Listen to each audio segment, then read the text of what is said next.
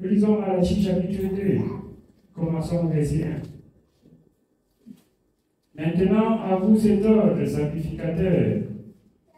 Si vous n'écoutez pas, si vous ne prenez pas à cœur de donner gloire à mon nom, dit l'Éternel des armées, j'enverrai parmi vous la malédiction et je maudirai vos bénédictions. Sacrificateur de l'Éternel. Ça voudrait dire autrefois serviteur de l'Éternel. Et ça veut dire aujourd'hui serviteur, servante de l'Éternel. Si vous ne prenez pas à cœur la parole que vous écoutez tous les jours, je dis ceci, selon la parole de Dieu, le monde tout entier parle de Dieu.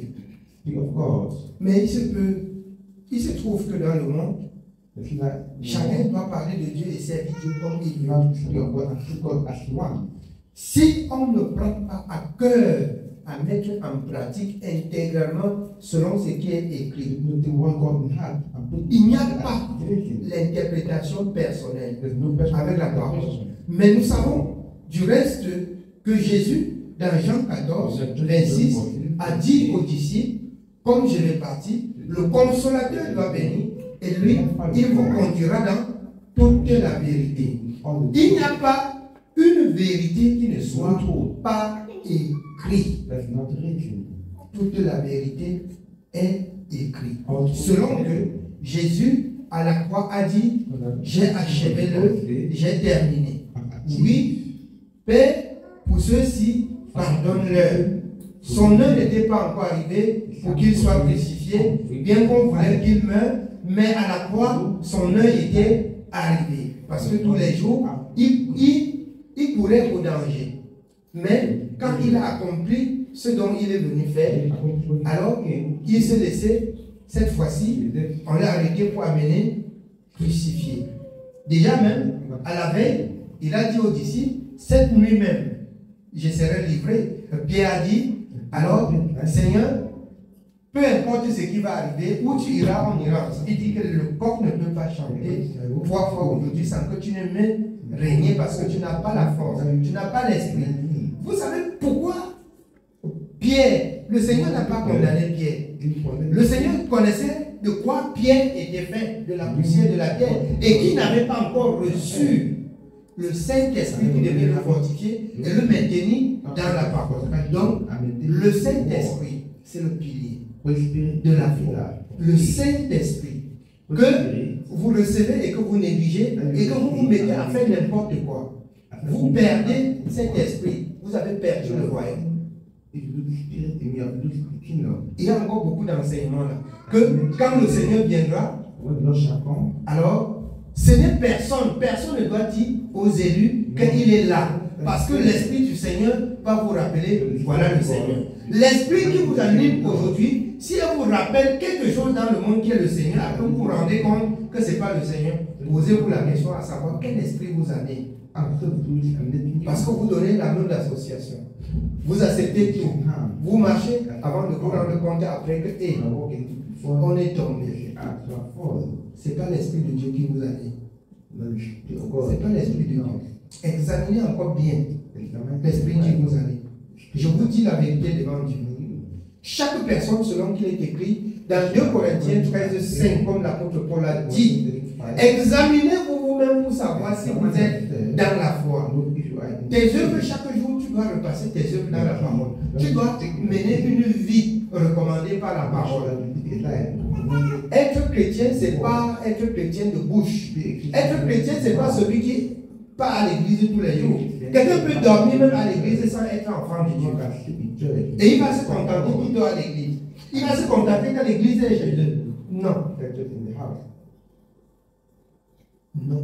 C'est pour cette raison que Jésus a dit, vous reconnaîtrez ceux qui le craignent, ceux qui le servent à leur fruit. Le fruit, c'est-à-dire le fruit reflète toujours ce qui est écrit dans la parole. Ce qui est écrit dans la parole. À vous, sacrificateurs, si vous ne prenez pas à cœur cette parole, il va appeler la malédiction. Je vais vous dire ce soir. Attention, C'est qu'un mal ne vient pas de Dieu. but it doesn't come from God. Mais je vais vous dire ce soir, Attention, c'est Dieu qui a créé le mal. God has created evil. Ça va vous étonner. It's surprise. Alors, Satan est un ange déchu. Satan was angel. Dieu l'a créé pour qu'il soit à son service. Yes. À un niveau au service de Dieu, At that time, il a cru qu'il connaît déjà et il se rebellait contre Dieu. God. Quand vous lisez Apocalypse, il y eut guerre dans le ciel. There was war. Et l'Éternel l'a précipité sur la terre. Donc il est écrit dans Apocalypse, malheur à la terre, car le diable est descendu avec fureur. Et donc vous apprenez, Jean 3,16, et Dieu a tant aimé le monde qu'il a créé, il a envoyé aussi rapidement Jésus-Christ. C'est pourquoi Jésus-Christ est descendu. Quand vous comprenez Jésus-Christ descend, je suis le chemin, la vérité et la vie. Quand vous comprenez, Jésus-Christ descend, dans Jean 10, il dit qu'il est le bon berger. Et il a prouvé dans ses œuvres, dans ses actions, dans son service de tous les jours. Il n'est pas venu pour porter les beaux habits et plaire aux femmes. Il n'est pas venu pour chercher les terrains titrés et prendre la possession. Il n'est pas venu plaire aux hommes. Donc, si tu as cru au Seigneur, ça ne voudrait pas dire que tu ne dois pas travailler. Ça ne voudrait pas dire que tu ne dois pas avoir ce qui est bien. Mais ce qui est bien ne doit pas te commander. Parce que ce qui est bien, si ça te commande, ça te conduit directement en enfer. Tu dois travailler. Et c'est l'Éternel qui bénira le fruit de tes mains selon qui est écrit. Si vous obéissez, voici, je bénirai le fruit de vos entrailles, je bénirai le fruit de vos mains. Mais ce n'est pas écrit. C'est la bénédiction de l'Éternel qui enrichit et ne la fait suivre d'aucun tourment. Il vaudrait mieux avoir un peu comme ça, que Dieu a béni, que d'avoir beaucoup comme ça, qui vient du camp adverse. C'est que ça va te nuire, ça va te troubler. Ça va te troubler. Tu vas souffrir. Et à la fin, tu n'auras rien. Ni la vie, ni le matériel. Amen. On continue?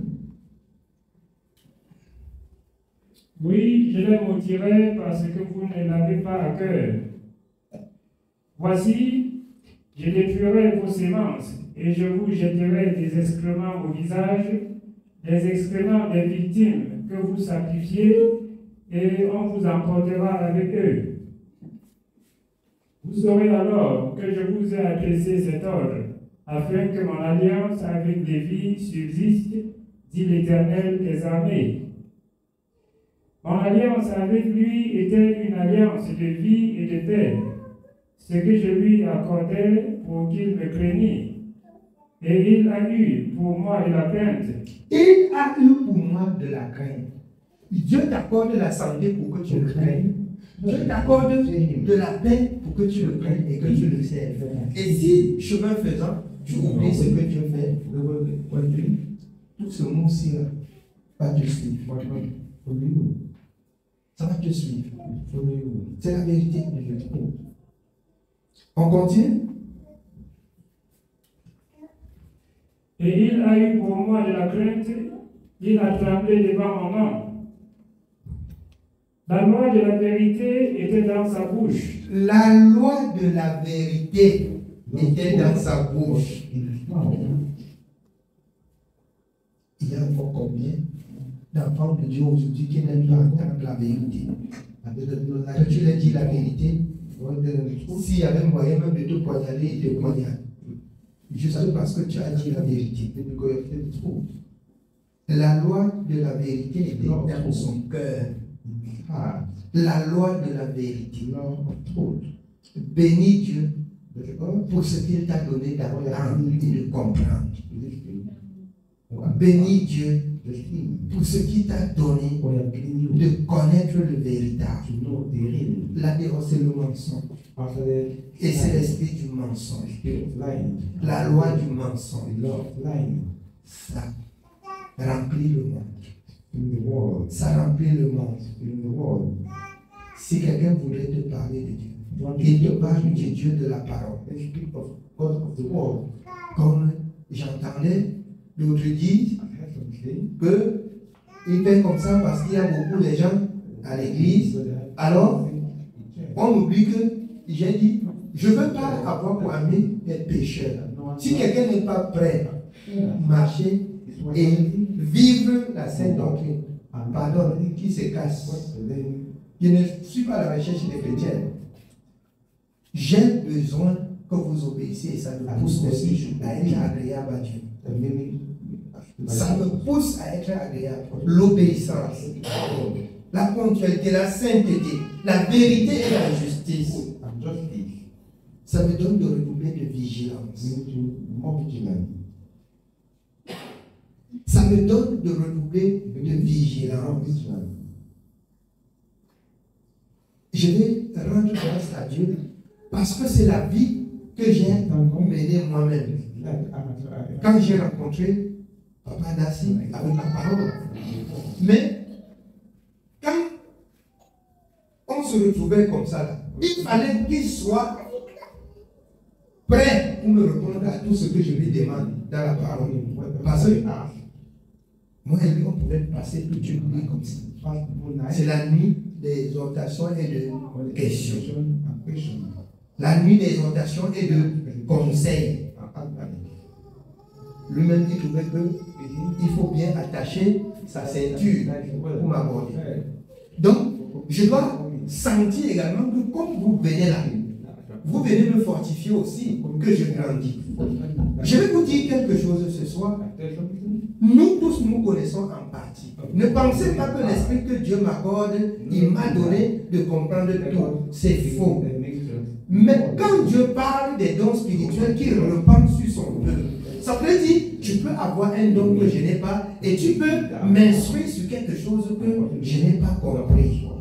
Selon que tu te donnes à Dieu. Il faut qu'on oublie l'orgueil et qu'on serve Dieu d'une manière digne de la parole que nous écoutons chaque jour. Je sais qu'il y a parmi vous des personnes qu'on ne peut plus conseiller, des personnes qui n'ont plus besoin du conseil. Moi, j'ai besoin du conseil. Dieu qui est au ciel là, c'est j'ai besoin du conseil. Si c'était possible même, je me restais moi-même assis là sur la chaise pour écouter ce que Dieu dit. Et je l'ai fait. J'ai écouté pour plusieurs années sans désirer être serviteur. Donc Dieu m'a mis cette corde au cou. Je n'ai pas choisi. Je n'ai pas fait le choix de porter le message et de prêcher. Et jusqu'aujourd'hui, je vous dis en toute vérité, Dieu te traite selon qu'il trouve ton cœur disposé. Il peut t'accorder tout ce qu'il peut t'accorder comme don selon la disponibilité de ton cœur. Selon la disponibilité de ton cœur. Et je te rappelle encore ce soir, Dieu t'appelle uniquement pour la vie éternelle. Pour ceux qui arrivent à l'église, oh, il a dit qu'on serait la tête et non la queue. Il a dit qu'on va être ceci, il a dit qu'on va être cela. On va prospérer. Je ne prêche pas l'évangile de la prospérité. Je ne prêche pas la prospérité. Parce que si tu obéis à Dieu, c'est une bénédiction totale qui te suit.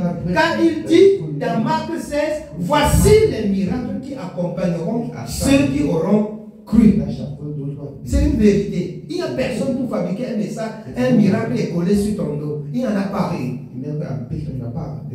Ton obéissance fait de ta vie un miracle.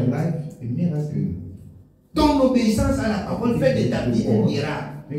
Fais de ton entourage, de ta peine, fais de ton entourage un miracle pour toi-même, pour instruire ceux qui sont autour de toi. Dieu fait de toi un miracle à ton entourage. Jusqu'à ce que chacun pose la question à savoir comment ça s'est passé, comment pour qu'il soit comme ça. Oui, c'est Dieu. C'est Dieu. À un moment donné, toi-même tu vas t'étonner comment j'ai fait pour être ce que je suis. Sans fournir des efforts, sans être beaucoup sage ou intelligent plus que les autres. Mais parce que la grâce de Dieu est avec toi. Parce que tu as aimé Dieu et parce que tu gardes la parole de Dieu. Dieu le fera pour toi. Aujourd'hui, on apprend seulement à aller obéir au pasteur, même pas la parole de Dieu, croyant que le pasteur va beaucoup prier et Dieu va faire. Vous obéissez au pasteur sans obéir à la parole de Dieu, vous obéissez aux hommes, ce n'est pas à Dieu. Mais si un pasteur obéit à Dieu et ne parle pas la parole de Dieu, vous l'obéissez, vous honorez Dieu, vous honorez l'homme de Dieu. C'est ça la parole de Dieu. Il ne faut pas oublier cela. Vous l'honorez parce qu'il garde la parole de Dieu. Vous avez, à votre niveau, honoré l'homme de Dieu et vous avez honoré Dieu. C'est ici la parole de Dieu. On continue.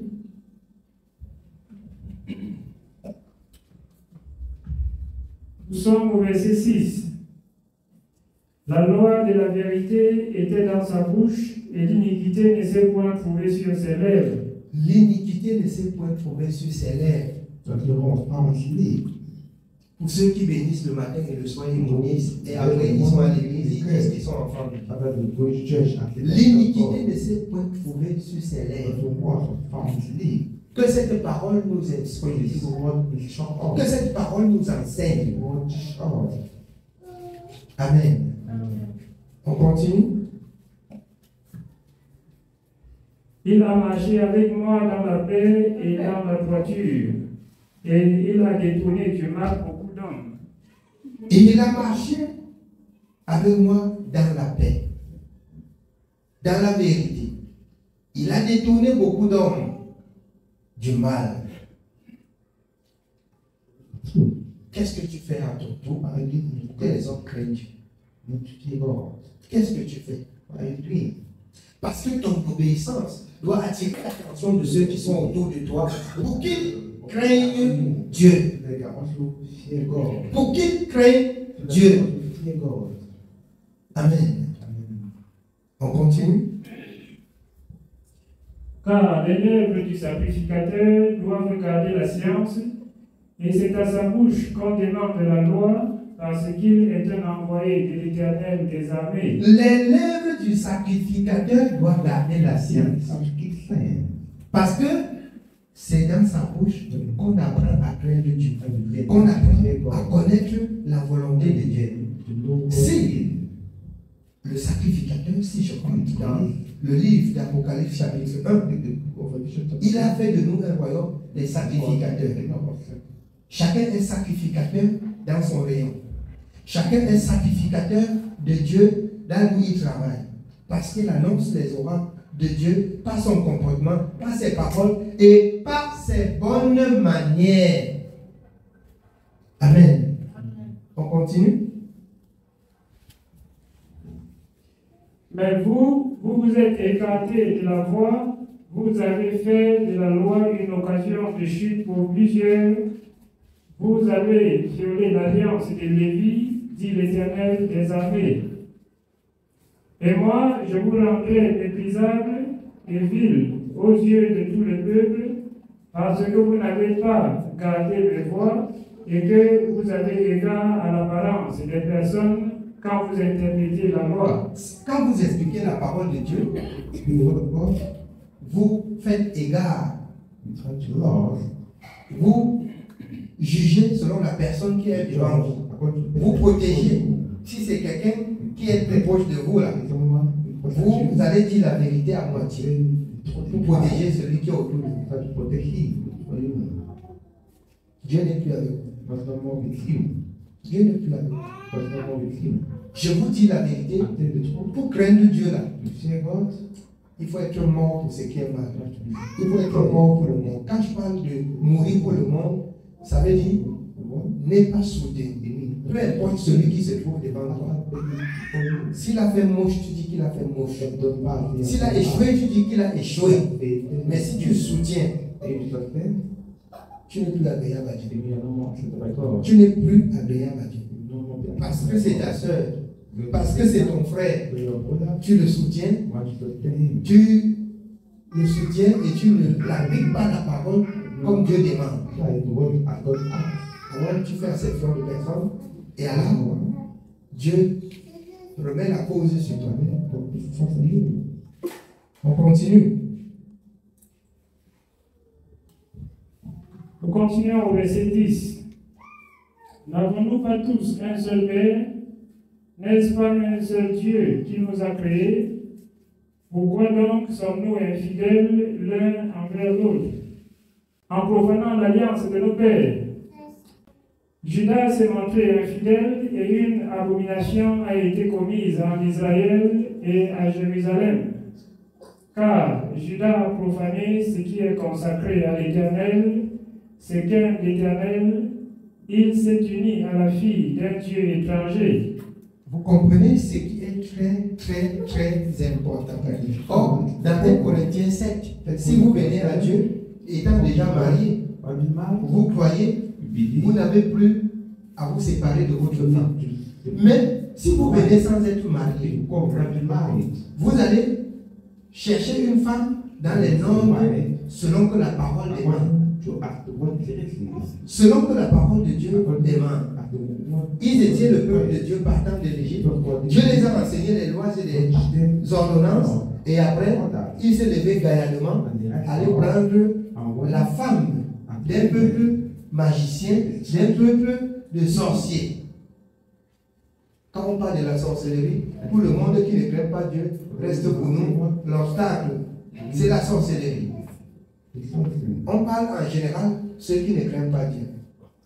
Vous savez pourquoi Dieu a dit ça quand vous rentrez dans des tourments? Quand vous lisez le même Salomon, qui a eu beaucoup de femmes, dont je rappelle toujours au peuple de Dieu, quand les autres veulent dire qu'on doit épouser plusieurs femmes, on doit épouser. Vous, la fin de la vie de Salomon avec plusieurs femmes était quoi? La parole de Dieu a dit que Salomon était misérable. Parce que s'il avait épousé une Américaine, on dit qu'alors au crâne, il est obligé d'être là. Et il a épousé l'autre, elle doit là. Alors au godo, il doit être là. Tu es son mari, tu le pompes. Tu le pompes. Donc, ainsi, les femmes qui ne craignaient pas Dieu, il a pris les femmes qui ne craignaient pas Dieu. Et les femmes qui ne craignaient pas Dieu le ramenaient plutôt dans le monde pour servir des idoles, pour servir des dieux qui ne sont pas Dieu. C'est là où Dieu donne des avertissements. Pour que vous compreniez bien, si vous faites la même chose le lendemain, le même sort va vous arriver. Le même sort vous attend. Amen. On continue. Nous sommes au verset 12. L'Éternel retranchera l'homme qui fait cela. Celui qui veille et qui répond, il le retranchera des tentes de Jacob, et il retranchera celui qui présente une offrande à l'Éternel des armées. Voici encore ce que vous faites. Vous couvrez de larmes l'autel de l'Éternel, de plaies et de gémissements, en sorte qu'il n'a plus égard aux offrandes et qu'il ne peut rien agréer de vos mains. Et vous dites, pourquoi? Parce que l'Éternel a été témoin entre toi et la femme de ta jeunesse à laquelle tu es infidèle, bien qu'elle soit ta compagne et la femme de ton alliance. Nul n'a fait cela avec un reste de bon sens. Un seul l'a fait, et pourquoi? Parce qu'il cherchait la postérité que Dieu lui avait promise. Prenez donc garde en votre esprit, et qu'aucun ne soit infidèle à la femme de sa jeunesse.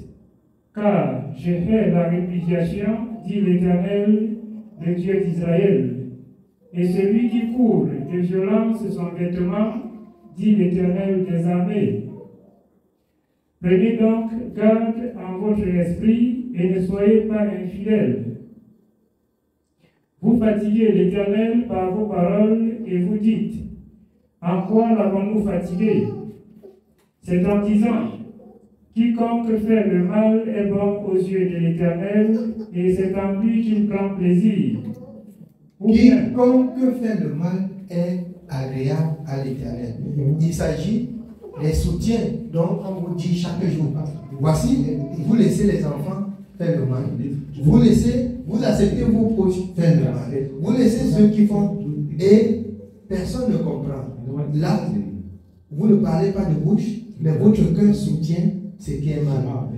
Je voudrais que Dieu me donne d'enseigner toutes ces choses pour ne pas être redevable au jour où je serai jugé devant Dieu, mais que chacun soit trouvé responsable devant ses actes. Responsable devant ses actes. Dieu ne fait exception de personne.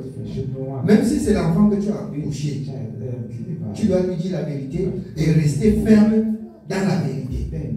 Sinon, tu meurs avec ton enfant. Ou ton enfant a un certain niveau, dans son ignorance, il se repent et c'est toi qui as rejeté. C'est la vérité. Amen. On continue.